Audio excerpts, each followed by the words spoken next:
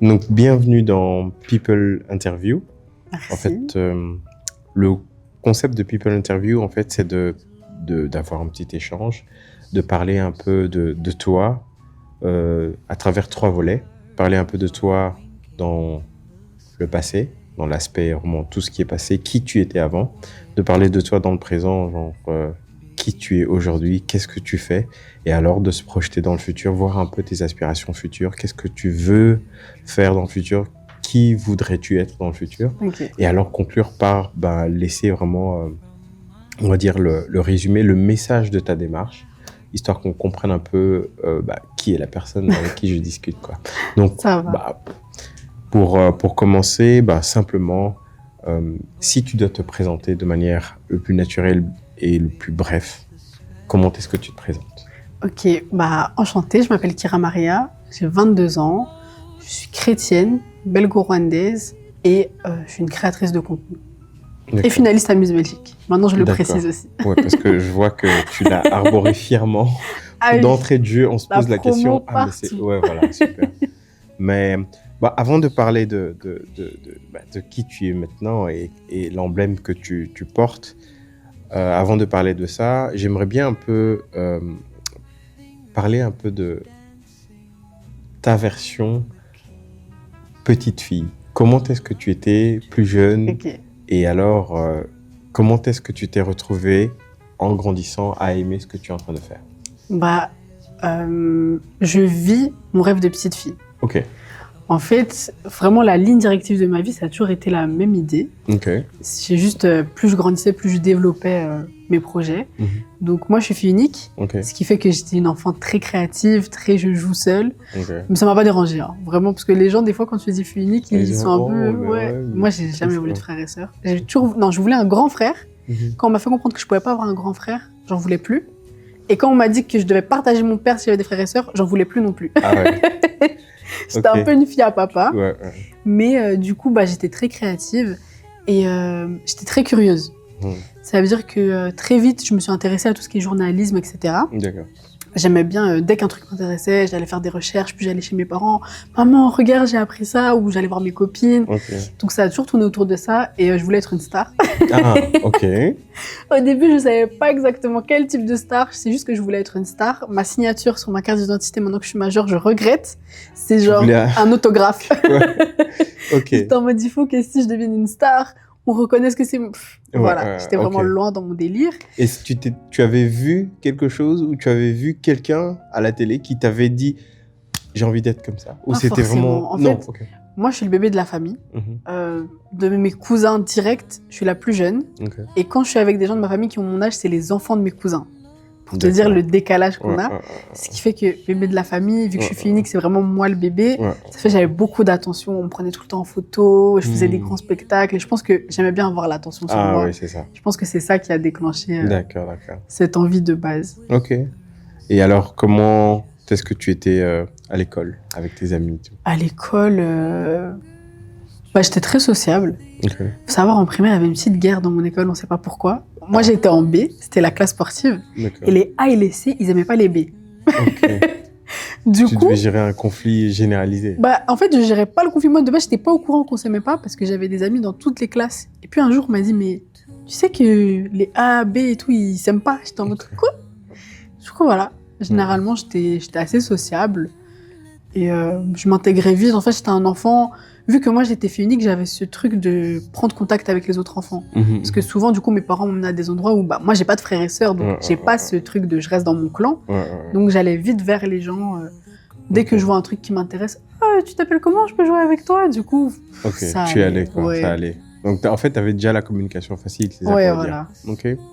Et alors, à quel moment, en fait, tu t'es dit, ok, j'ai envie de faire ça, mais maintenant, je vais passer le cap. Donc, je vais commencer un peu à démarcher. En fait, vers mes 9-10 ans, je m'étais dit qu'à 16 ans, j'allais ouvrir une chaîne YouTube. Ok. Mais je me disais, j'attends de voir. Parce que, en fait, je savais que les réseaux sociaux, c'est de l'exposition. Et qui dit exposition dit critique. Ouais. Et du coup, je me disais qu'à 16 ans, j'aurais les épaules pour. Mais que si je les ai pas, j'attendrais. Ok. Puis à 16 ans, c'était 2020, confinement. Et là, du coup, j'étais en mode, bon, j'ai rien à faire, il est peut-être temps de lancer ma chaîne YouTube. Du coup, j'ai lancé ma chaîne YouTube pendant le confinement. Ok. Et voilà, et c'était un coup de tête, c'est vraiment... en fait, j'étais là, et si je dis pas de bêtises, c'est ma copine Esther qui m'avait dit une phrase en mode mais pourquoi tu lances pas ta chaîne YouTube ou quelque chose comme ça, parce que je faisais beaucoup de stories dans mes stories privées sur Snapchat. Et puis j'étais en mode bah c'est vrai que je me suis toujours dit que j'allais le faire. Et du coup, je crois 48 heures après, j'ai fait une story chaîne YouTube et c'est parti. Et je me suis lancée. Ouais. Ah ouais. Et alors, bon, je t'avoue que quand on s'est vu, on a commencé par une séance photo. Ouais. Et j'ai tout de suite vu que tu étais à l'aise, tu savais comment poser. Quel est un peu ton rapport avec l'image de manière générale et de la photo? Ouais, je suis modèle photo en freelance depuis que j'ai 18 ans. En fait, j'ai commencé à 18 ans parce que mon papa voulait pas que je fasse de la photo de base. En fait, mon père, c'est un papa très papa poule. C'est un papa poule, ça veut dire que dans sa tête, tu fais des études et c'est tout. Et tout ce qui est hors études, en fait, il contrôle pas, enfin, il comprend pas bien. On a 41 ans d'écart, donc c'est vraiment pas sa génération. Ça veut dire que, et c'était, parce que mes parents sont séparés et c'est mon tuteur légal. Donc, avant ma majorité, je ne pouvais rien faire de tout ce qui est photo, etc., etc. Et puis, du coup, bah, à mes 18 ans, j'ai plus besoin d'autorisation parentale. Du coup, je me suis lancée sans dire à mon père. J'ai commencé à faire quelques shootings et tout. Et puis, quand j'ai vu que ça devenait plus ou moins concret, je lui en ai parlé. Et il a vu que je continuais mes études et que je savais ce que je faisais. Et par exemple, si j'ai un shooting et que j'ai pas forcément confiance ou quoi, je vais aller avec un garçon dans mon entourage. Donc, il a été rassuré et maintenant, c'est mon premier fan. Il partage tout sur Facebook. Ah ouais, ok. Mais du coup, j'ai 22 ans. Ça fait 4 ans. 4 ans que je suis modèle photo. D'accord. Et quand tu dis freelance, ça veut dire que tu es rémunéré pour ça? Tu as des marques, tu as des collaborations? Comment ça se passe? En fait, au début, donc, j'ai commencé, j'avais aucune idée de comment ça se passait. Je sais même plus, le premier shooting, je sais même plus comment ça s'est fait. Mais en fait, j'ai commencé à animer mes réseaux sociaux très jeune. J'ai commencé à animer mes réseaux sociaux, j'avais 14 ans, je pense. Donc mon Instagram, etc. J'ai commencé à 14 ans. Et Bruxelles, c'est très petit. Donc, plus tu commences tôt, plus tu te fais des contacts. Ce qui fait qu'à mes 18 ans, je connaissais déjà pas mal de personnes. Et donc, j'y suis allée. Et en fait, franchement, les shootings photos, pour moi, ça équivaut à une scène pour un chanteur. C'est vraiment, je suis dans mon élément. Le premier shooting, je me suis dit, OK, je veux faire ça. C'est vraiment, je suis dans ma bulle, j'aime trop. Et du coup, très vite, j'ai été à l'aise naturellement, en fait. Ce qui fait que les gens, ils me recontactaient ou ils parlaient de moi à d'autres connaissances. Et c'est comme ça que petit à petit, en fait, mon réseau s'est fait. Parce que je pense que quand tu fais bien quelque chose, les gens parlent de toi. Donc très vite, sans faire grand-chose, en fait, je me suis quand même fait un petit nom. Et au début, mon but, c'était vraiment qu'on me voit partout. Je me suis dit, Bruxelles, c'est petit, si on me voit partout, tout le monde va savoir qui je suis. Donc, de base, j'acceptais tout. Genre, c'était vraiment, tu voulais un shooting avec moi, j'acceptais. Puis là, on commence à grandir, donc je commence à plus sélectionner et surtout à faire des shootings rémunérés maintenant. Parce que et c'est quoi tes critères de sélection, mis à part peut-être la rémunération? Déjà, rien de dénudé. Mais ça, je l'ai jamais fait, par contre. Même quand je prenais tout ce qui est maillot, sous-vêtements, ça, je fais pas. Et en fait, c'est surtout ça mon critère. Sinon, généralement, toutes les marques qui m'ont contacté, c'était des marques qui me plaisaient. Donc, c'est quand même voir un peu l'ADN de la marque. Et alors, géographiquement parlant, tu as bossé à Bruxelles. Est-ce que tu as bossé dans d'autres pays, dans d'autres continents? Un petit peu à Paris, au niveau modeling. Je suis partie vivre en Australie, mais j'ai pas fait de shooting. J'ai fait un shooting avec une fille que j'ai rencontrée, mais c'était plus pour elle, qui est photographe, pour qu'elle s'entraîne en fait. Mais sinon en France, quelques fois, 2 ou 3 fois. D'accord. Et t'aimerais bien shooter ou bien voyager dans quel pays pour faire ça, pour faire de la photo? Pour la photo? Pour shooter ou bien en collaboration avec moi. T'as une ville genre de rêve ou quoi?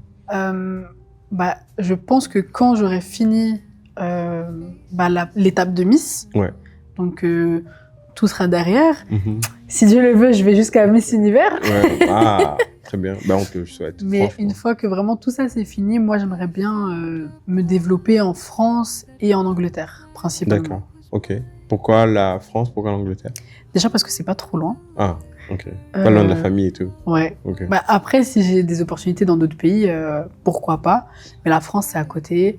L'Angleterre aussi, c'est un train. Et niveau mode, ils sont quand même bien développés, niveau photo. Donc, je pense qu'il y a moyen de faire des bonnes choses là-bas, Ok. sans pour autant devoir mettre ma vie en parenthèse. Parce que si par exemple je me développe trop aux États-Unis, Ouais. ça amène à potentiellement emménager là-bas, C'est ça. alors qu'en France, je peux faire des allers-retours, tu vois. Ok. Et pourquoi si on te propose appartement, voiture de société, shooting, salaire, machin aux États-Unis, pourquoi tu prends pas? Alors déjà, les États-Unis, ma phobie sur Terre. Pourquoi? Je ne vais jamais de ma vie habiter aux États-Unis. C'est vrai? Jamais. Pourquoi? Parce que déjà, moi, je regarde beaucoup de documentaires de psychopathes. Ils viennent tous des États-Unis. Ouais. Franchement, tu me mets là-bas 1 an, je dors très mal, je deviens parano. Ah ouais. Je suis métisse. Ouais. Là-bas, c'est la Ouais, règle des 1 goutte de sang. Donc, là-bas, Ouais. je suis une femme noire. Ah ouais. Il n'y a personne qui va me dire que t'es métisse là-bas. Ouais, là-bas. Je suis une femme noire. Mm. Je fréquente des hommes noirs. Mon Mhm. copain est noir. J'ai toujours fréquenté que des personnes noires. Mhm. Moi, j'ai pas envie que mon mari, s'il est en retard, je stresse en mode purée. Peut-être on lui a tiré dessus. Si j'ai un fils, j'ai pas envie de stresser pour mon fils. Ok. On peut dire ma réflexion, elle va loin, mais j'ai une amie, par exemple, elle a de la famille aux États-Unis. Ils habitent dans un beau quartier. Et donc, aux États-Unis, à 16 ans, t'as le permis. Donc, à 16 ans, on t'offre une voiture. Ouais. T'as les moyens, t'offres une belle voiture à ton fils. Le Ouais. nombre de fois, on l'a contrôlé dans son propre quartier parce que c'était un noir au volant. Ouais. T'aimes pas ça. J'ai pas la patience pour ça. Ah ouais. Ok. Donc, je peux aller de temps en temps, mais je vais T'as ta jamais faire là-bas. tranquillité ici, on Ouais, va voilà. dire. Ici, Moi, t'es j'aime la tranquille. Ouais, voilà. T'es dans J'aime ta la paix, j'aime la sécurité. Ouais. Je traverse même pas au feu rouge. Alors, aux États-Unis, ils ont des armes dans leur voiture. Ah ouais, Je peux ok. Non, c'est vrai, c'est pas faux. Moi aussi, en vrai, je partage exactement cette pensée-là. J'ai toujours été freiné par l'esthète à cause de ça. Ouais, tu ils vois. sont trop fous. J'ai pas le temps de rentrer dans des histoires de C'est ça. Black Power et tout ça. Et puis Tu même vois. la malbouffe. Tu sais Aussi. que leur eau, ils Ouais. mettent du sucre dans l'eau. Oh là là là là. Alors, même pour t'hydrater, tu t'hydrates mal. Ouais. C'est pas possible. Ouais, ouais. Je vais devenir C'est obèse un si je autre vais là-bas. laboratoire, Non, je là-bas. peux pas, je peux pas. Ouais, non, c'est vrai. Non, c'est vrai, je comprends. Et puis, je pense que quand tu es une personne de couleur, tu dois faire attention. Tu peux pas dire je vais déménager là-bas. Ouais, voilà. Faut faire attention. Il y a des trucs à prendre en compte. Quand tu es une femme aussi, tu peux pas aller dans n'importe quel pays. Tu mets les deux ensemble. Non, va pas n'importe où Ouais. si tu veux avoir la paix. La Belgique, on est très bien. Ouais, Moi, t'es je dans ta suis pas du sécurité. genre à vouloir m'émanciper, hein, franchement. Très bien. C'est bien, c'est clair. Ça, pour tous les contrats qui vont arriver, on sait. Voilà. Si c'est un train, ça va. Ça, 3 trains, mon gars, garde ton argent. Non, vous pouvez m'appeler, mais ce sera des courts termes. Ouais, M'appelez court pas pour terme. un contrat à 1 an. Une fois, je veux bien venir, mais pas 2, toi. Ouais. Non, c'est bien. Mais écoute, je vais te dire que quand t'es arrivé, directement, t'as sorti la bande. Tu vois? Et je me suis dit, ah, là, c'est pas des lol. Bien brodé, Et les oui. couleurs du pays et tout. Et oui, Parle-moi un peu Elle est magnifique. Mais attends, parle-moi un peu de... Je vois finaliste finaliste Miss Belgique Belgium 2026. Donc, on est là, on est dans le futur. Là, on est dans le futur. Parle-moi un peu de cette banderole. Comment ça a commencé?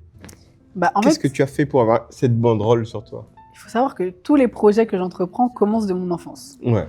Ok. Voilà, ouais. Dès que tu vas me poser une question, généralement, on fait un bond dans le passé. Ah ouais, ok. Donc, quand j'étais petite, voilà, la petite Kira qui veut devenir une star, elle regarde un peu tout ce qu'il y a. Ouais, Elle sait pas chanter. ouais. La danse, c'est pas trop ça non plus. Ok. Du coup, elle se dit, bon, ça va, tout le monde me prend en photo, c'est que je suis censée être jolie. Mhm. Qu'est-ce qu'il y a avec la beauté qui peut me rendre célèbre?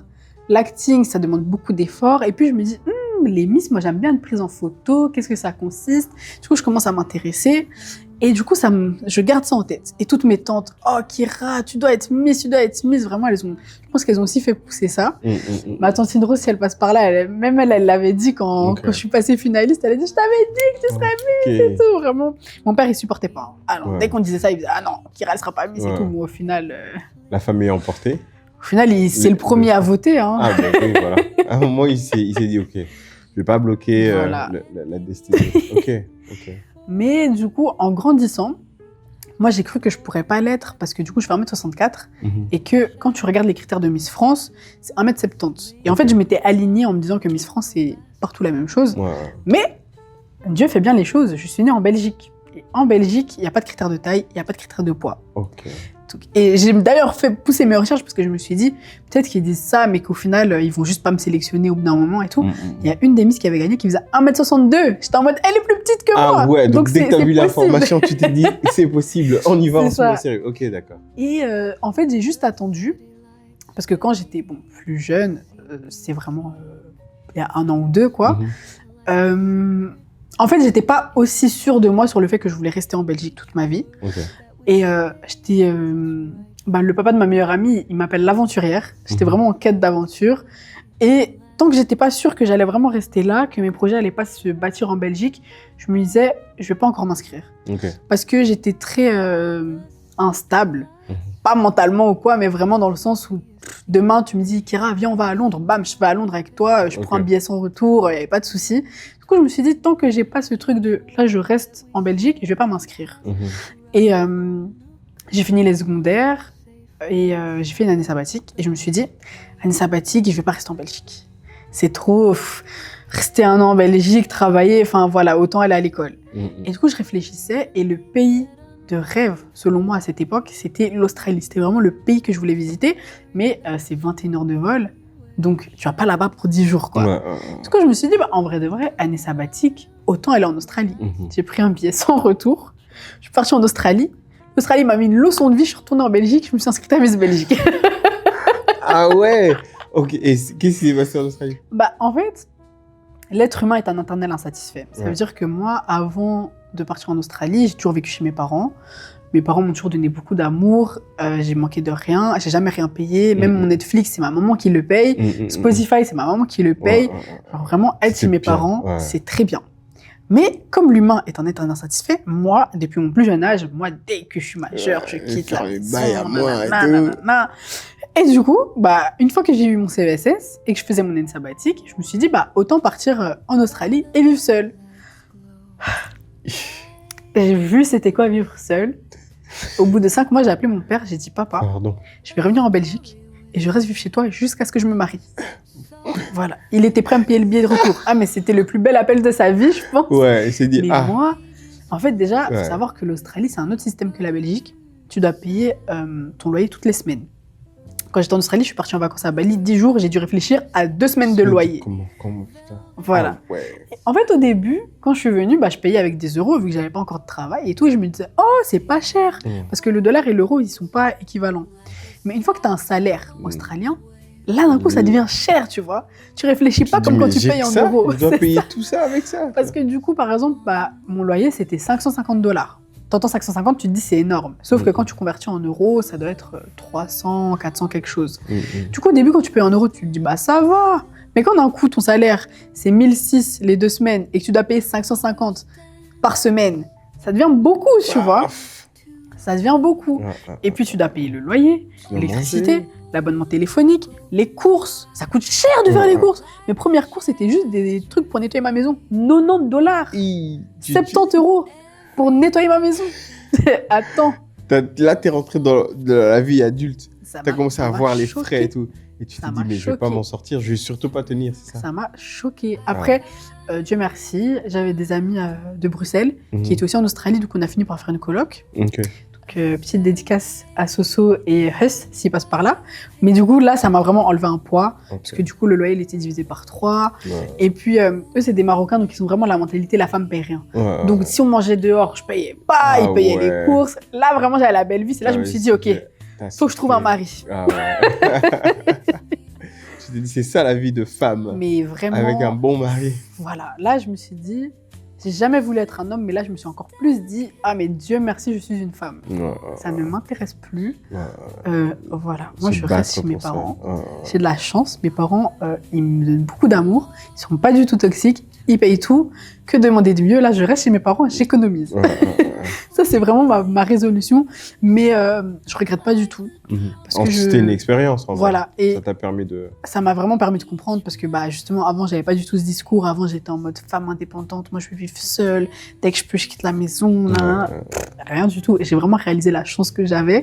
Après, je savais que j'avais des bons parents. C'est juste que je suis fille unique. Donc, ça veut dire des fois, moi, je rentre, j'ai envie d'être toute seule. Mais eux, je suis leur seul enfant. Donc, ils vont venir me parler. Et c'était un peu ça qui faisait que de base, je me disais, je vais vivre seule. Mais en vrai, si ce n'est que ça, il y a des gens qui subissent bien pire, quoi. Je peux accepter une discussion quand j'ai pas envie de parler, quoi. T'as gagné en maturité. J'ai dit, OK, une discussion, c'est simple, c'est rien. Voilà. Papa, si tu veux vraiment me parler, parle-moi. Moi, je reviens d'Australie. En vrai, parle-moi. Voilà, vraiment. Okay. Et puis même aussi, quand tu vas à l'autre bout du monde, et c'est ça aussi qui fait que, par exemple, je dis que je veux me développer plus en Europe plutôt qu'à l'étranger, c'est que moi, en fait, dans ma tête, j'étais une personne solitaire. Parce que, en fait, j'ai mes moments où j'ai besoin d'être seule comme tout le monde, mais j'avais jamais goûté à la solitude on te l'impose. Ouais, voilà. Et du coup, quand je suis partie là-bas, il arrive un moment où, en fait, j'étais seule, mais par dépit. Ouais. Parce que du coup, il y a beaucoup de personnes qui, comme moi, viennent en Australie, mais ils vivent pas là de base. Donc, ils finissent par partir. Tu te fais une copine, dans 2 semaines, elle est plus là. Ouais. Puis, j'avais une copine qui, elle est vraiment australienne, Didi, si elle passe par là. Mais sinon, en fait, mes colocs, c'est des garçons qui traînent qu'avec des garçons. Ça veut dire, j'ai pas envie d'être qu'avec des garçons, tu vois. Ça veut dire que des fois, ils me disent, je sais très bien, je pouvais venir avec eux tout le temps, mais des fois, je sais que si je viens, il faut être 5-6 garçons. C'est pas ça que j'ai envie de faire. Puis ma copine, elle était là-bas depuis 4 ans. Donc, elle avait toute sa vie là-bas. Donc, il y avait des moments où, en fait, j'étais amenée à être seule. Sauf que, du coup, avec le décalage horaire, mes proches, ils dorment. Ouais, et du coup, c'est là, c'est ton seul jour de congé et t'es seule dans ta chambre et t'es en mode, Et là, ça fait mal. Vraiment, c'est une solitude. Plus jamais. Je pense que si je dois vraiment vivre à l'étranger, c'est que je suis mariée. T'as une famille, quoi. Tu Voilà. pars avec... Parce que, du coup, même si peut-être je me fais pas de copine ou quoi, je sais que je rentre à la maison et il y a mon mari, tu vois. Ouais. Alors que là, vraiment... Ah non, la solitude imposée, c'est horrible. L'être humain est un être social, vraiment. Ouais. On n'est pas fait pour ça. Ok. Et qu'est-ce qui a fait que quand t'es revenu, tu t'es engagé dans Miss Belgique? En fait, c'était toujours dans un coin de ma tête. Et là, je me suis dit, ok, c'est bon, je suis sûre de moi, je sais que je vais plus quitter la Belgique, donc c'est le moment de me lancer. Je l'ai dit à personne. Je suis rentrée. Je pense que la première semaine où je suis revenue, je me suis inscrite sur le site. Ah ouais, direct. Tu t'es dit, ok, là, c'est un challenge qui rentre dans mes cordes. C'est ça. Je vais pas aller seule, il y a des gens autour de moi, mais Voilà. Okay, voilà. D'accord. Et ça, c'était en quelle année? C'était du coup 2024. Ok. Je me suis inscrite en juillet-août 2024. D'accord. Et du coup, j'ai reçu la réponse en avril 2025. Ok. Et dis-toi, en fait, ça m'était sorti de la tête. Ouais. En fait, je savais que je m'étais inscrite, mais vu que j'avais jamais eu de retour, je me suis dit, j'ai juste pas été prise. Ouais, voilà. Je continuais ma vie, mes projets. Un jour, je reçois un mail. Je me rappelle, j'ai appelé ma meilleure amie. Je l'appelle, je fais Elisabeth, regarde, je lui envoie une capture. J'étais choquée. J'étais en mode. Je m'y attendais plus, tu vois. C'était vraiment, ça m'est tombé dessus. J'étais en mode, mais dingue. Et voilà. Puis l'aventure a commencé. Ah ouais. Et quel est ton meilleur souvenir de l'aventure depuis que ça a commencé jusqu'à... Meilleur souvenir, je dirais c'est une personne. C'est Alicia. En fait, moi, j'étais dans l'optique de c'est un concours de beauté. On n'est pas là pour se faire des copines. Et en plus, le monde des photos, de la mode, c'est un monde de requins. Ouais. Donc moi, je m'attendais pas à me faire des copines, je m'attendais pas à me faire des vraies connexions. Et Alicia, en fait, on se suivait sur les réseaux sociaux depuis plusieurs années, depuis 5 ans. Mais on s'était jamais parlé. Okay. On s'était jamais parlé. Et au début, en plus, on était... Franchement, l'histoire, je vais te la raconter, on dirait pas qu'on allait devenir copines. Et c'est à cause de moi. Okay. En fait, il faut savoir que moi, je fais 10 000 choses dans ma journée. Ça veut dire que quand je rentre, j'aime pas parler aux gens. J'aime pas les appels, les messages. Si je vois que c'est un message que j'estime pas pertinent, je vais te répondre le lendemain s'il faut. En fait, j'aime pas qu'on me dérange dans mon téléphone.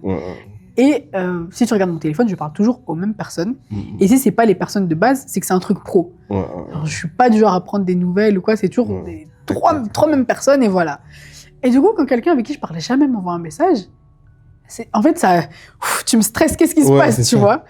Et du coup, elle m'avait envoyé un message pour me dire qu'elle participait aussi à Miss Belgique et tout. Et en fait, elle était dans l'optique, on va aller ensemble, on va se faire copine. Et du coup, elle m'a fait une petite blague. Mais en fait, vu que moi, je me sens attaquée, genre je me dis, qu'est-ce qui se passe et tout. Et du coup, en fait, j'ai répondu de manière très nonchalante, mais c'était pas méchant. De mon côté, c'était pas méchant, c'était juste... c'est pas quelqu'un avec qui je parle de base, du coup, j'ai pas mis beaucoup de vie dans mon message. Mais du coup, ma réponse était très froide. Et puis, quand il y a eu le premier événement de Miss, du coup, je parle un peu avec les Miss en mode oui, bonjour, nanana, nanana. Et puis, en fait, il y a les défilés, les photos qui commencent. Et puis, il y a le moment de la pause. Et du coup, la pause, c'est le moment où on va manger. Et du coup, faut savoir que c'était en été. Et mon copain, il était en vacances au Brésil. Donc, il y avait le décalage horaire. Et au moment où moi, je prends ma pause pour manger, je vois que lui, il vient de se réveiller. Donc, je me dis, trop bien, je vais l'appeler. Parce que du coup, décalage horaire, on ne sait pas se joindre tout le temps. Puis, il est en vacances, donc il fait pas mal de trucs. Du coup, moi, je m'isole. et je l'appelle et je mange en étant en appel, tu vois. Pour moi, tout se passe bien. Genre, je vois pas ça en mode insocial ou quoi. Je suis en mode, je veux passer mon lunch avec mon copain, je passe mon lunch avec mon copain. Elle m'a dit, mais Kira, je pensais que t'étais plus sociale quand je te voyais sur les réseaux et tout. Et j'étais en mode, bah non, je suis sociale, c'est juste, je sais pas, je voulais pas parler pendant le lunch et tout. Et du coup, elle était grave en mode, oh, Kira, elle est grave insociable et tout. Et finalement, bah, c'est devenu ma meilleure amie de l'aventure. Ok.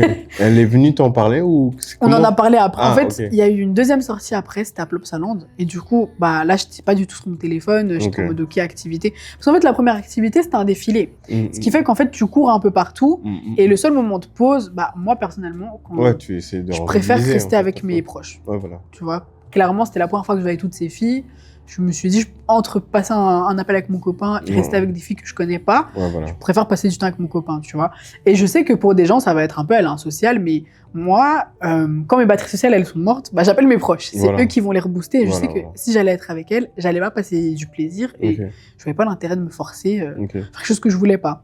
Mais du coup, Plopsaland, bah, c'est l'optique, c'est de créer des liens, etc. Donc forcément, bah, je suis là pour créer des liens, je parle avec tout le monde et comme je l'ai dit un peu plus tôt, bah, je suis très sociale, je suis très dans la communication et du coup de là, bah, ça a bien accroché et elle est très franche. Donc ce jour-là, elle m'a directement dit, bah franchement, là maintenant mon avis sur toi il a changé parce qu'au début, je te trouvais très froide et tout, je me suis dit on va pas s'entendre. J'étais en mode Et finalement, bah, c'était au final... Voilà, j'étais tout le temps avec elle. C'était une amitié qui est née là. Quoi. Ouais, voilà. Là, maintenant, malheureusement, elle n'est pas finaliste. Mais on se voit en dehors, on se parle souvent. Une amie maintenant. Voilà. Très bien. Mais alors, question. Oui. Quand tu as appris que tu étais finaliste, comment tu as réagi? Comment ça s'est passé? J'ai hurlé. En fait, il y a eu 2 étapes. Il y a eu d'abord le top 44. Là, c'était une des épreuves les plus stressantes de ma vie. Parce que vous savez comment ils l'annonçaient? Ils annonçaient ça en postant les photos des Miss sur Instagram. Mais entre la première photo et la deuxième photo, il y a genre 20-30 minutes d'écart. Et moi, je suis une des dernières photos à être sortie. Non mais le stress. Mais en fait, plus on s'approchait de la fin, plus ils prenaient du temps. J'étais en mode, mais vous voulez me tuer genre, vraiment, ma photo, au moment où j'ai réalisé qu'ils étaient en train de poster les photos, et au moment où il y a eu ma photo, il y a eu 1 heure. Ah ouais. 1 heure, 1h20. Donc, pendant 1 heure, j'étais en stress. T'étais là, tu actualisais, tu dis mais vraiment, parce qu'en fait, moi, je m'attendais à ce qu'ils envoient un mail et qu'on sache en amont. On l'a découvert en même temps que les spectateurs. Vraiment, mon cœur, il allait lâcher. Mais honnêtement, une fois que j'ai passé le top 44, j'étais presque sûre de passer en finaliste. Ok, t'avais un bon oui. pressentiment en fait, maintenant. Moi, je me voyais pas ne pas aller en finale. Et dès le début, je l'ai dit à toutes les filles, j'ai dit, moi, c'est la finale ou rien. Je n'accepte pas de pas aller en finale. Et du coup, c'est plus le top 44 qui me stressait. Parce que c'est là où... En fait, quand il y a le top 44, en vrai, tu peux faire un peu tes pronostics de qui tu penses qui passe, etc. Genre, les filles où j'étais sûre qu'elles passaient, elles sont toutes passées, tu vois. Du coup, moi, je me voyais passer. Donc, j'ai vraiment stressé quand ils sont arrivés. En fait, ils venaient chez nous pour nous annoncer en personne si on passait ou pas. Donc, franchement, la journée, j'étais chill. Et c'est juste quand ils sont vraiment arrivés chez moi, je me suis dit, ok, là, c'est là où tout se joue. Parce que même si de base, t'es confiante, au final, c'est quand même pas toi qui as la décision entre les mains. Donc, on sait jamais. Donc, j'ai quand même un peu stressé. Et il y avait mon père, ma tante et ma meilleure amie qui étaient là. Ma meilleure amie, elle a pleuré. Elle a pleuré. Elle a subi le stress, l'émotion. Et ma tante, elle m'a sauté dessus. Et moi aussi, j'étais trop contente. Et voilà. Et alors, qu'est-ce qui se passe maintenant? Comment ça va évoluer? Là, du coup, il n'y a plus d'élimination déjà. C'est fini. Et on part en Égypte à la fin du mois, donc du 30 novembre au 7 décembre. Et il y a plusieurs trucs qui sont... Il y a plusieurs activités. Il y aura des répétitions pour la finale. Et la finale, ça aura lieu le 21 février à Plopsaland. Et c'est là qu'on verra qui sera la Miss Belgique. Ok. Bah écoute, moi je croise les doigts pour toi. Et on va voter pour toi. Hein. Écoute, merci. On va essayer de mobiliser maintenant tout le village par ici, le village People. Là. Voilà. Et pour voter, il faut envoyer MB02 au 6665. Et si vous n'êtes pas belge, ou que vous ne pouvez pas faire d'heure forfait, vous pouvez aller sur mes réseaux sociaux, il y a le lien de vote qui est international. D'accord. J'ai eu des votes jusqu'en Afrique. Vous pouvez aussi voter. Nice. C'est 1 € le vote. 1 €, c'est un croissant. Voilà. Donc, non, tout le monde peut m'acheter un croissant. Moi, je pense que ça va aller. Honnêtement. En fait, là où tu t'es retrouvé déjà maintenant, pour moi, c'est l'ouverture de plein de portes, tu vois. C'est ça que je me dis. Je me dis, Si malheureusement je suis pas Miss, je pense que ça va quand même m'apporter beaucoup. Ça va te booster. Même tes pages, tes d'aller à la réseaux, tout, finale. tu vois. Ouais, tout c'est va ça. te booster. Donc, Mais j'aimerais quand même être Miss, quoi. ouais, tu dois gagner. Ouais. Tu dois gagner. Merci. Normal. Tu vois.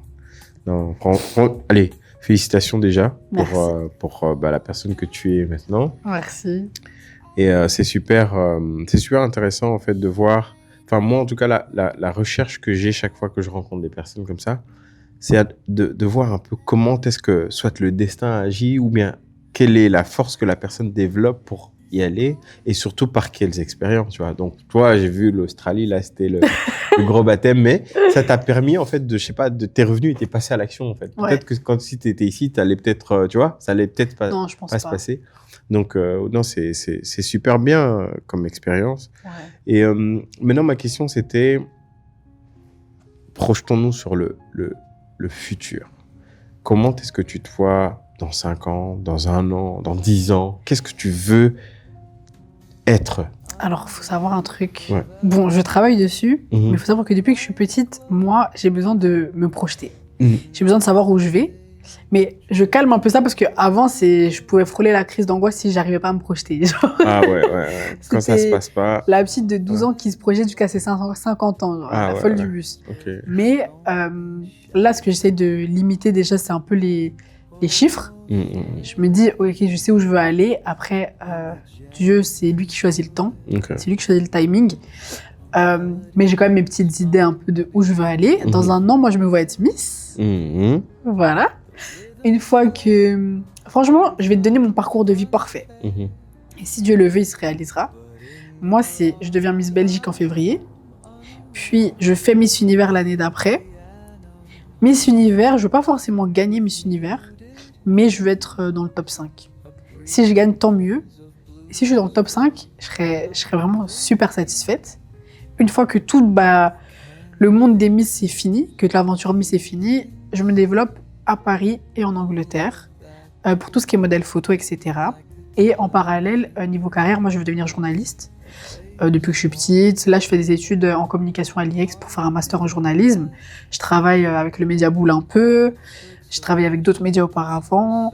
J'ai voulu ouvrir ma page qui est un peu en stand-by parce que je veux que ce soit pro et que j'ai pas le temps matériel de faire les choses comme je le voudrais. Donc, elle est un peu en pause, mais je compte aussi la développer. Donc, je dirais, dans 5 ans, j'ai 27 ans. Dans 5 ans, je me vois être journaliste, diplômée, que ma page, du coup, pas ma page personnelle, ma page vraiment, La Minute Maria, donc qui est le côté média, est bien pris, que j'ai un nom là-dedans. Et voilà. Mais dans le côté relationnel, je veux me marier à 26 ans, 25, 26. Ok, donc pas longtemps là. Non, il le sait déjà. Ah, écoute mon gars. Non, c'est très bien. C'est vraiment bien. Et alors,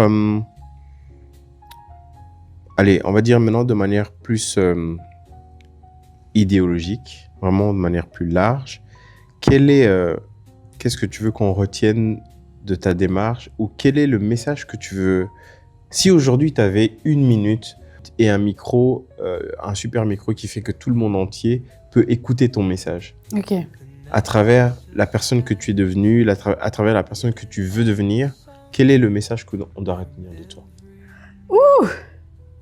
C'est une grande question. Ouais. Hein. Mais essaie de simplifier, hein. Ne va pas loin et tout, tu vois. Simplifie et prends-le vraiment spontanément. Bon, je vais vraiment pas formuler la phrase comme là je vais te la dire. Okay. Là, je vais juste cracher toutes mes idées voilà. au visage. Très bien. Mais si un jour c'est amené à faire ça, je vais quand même réfléchir pour bien formuler.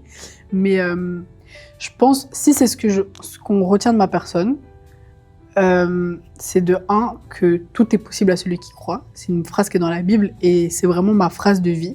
Je pense que tout est possible, tout est une question de temps en fait.